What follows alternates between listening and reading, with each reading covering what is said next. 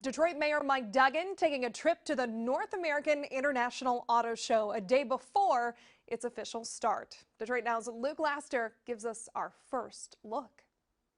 The Detroit Auto Show is back at Huntington Place after more than 3 years due to COVID-19. That's 3 years full of planning, implementing, and finding new resources to put into this year's big return. The floor is nearing ready.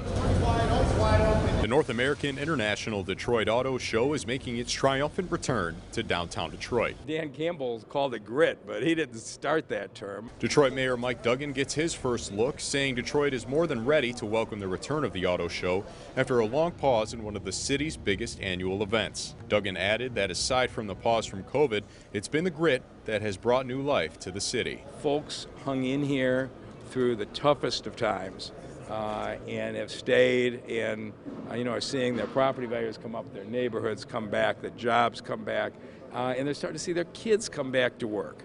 And that's exciting. Jumped in the car and took off. With focus on electric, multiple automakers will be debuting their EVs. Duggan says makers like GM and Ford are helping lead the way on that front and says it's only a matter of years before we see charging stations next to pumps at the gas station.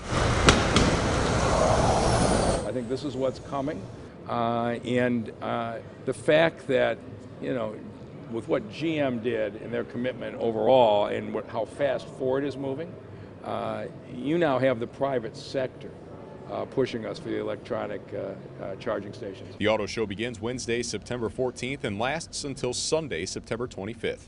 Reporting in Detroit, Luke Laster, Detroit Now News.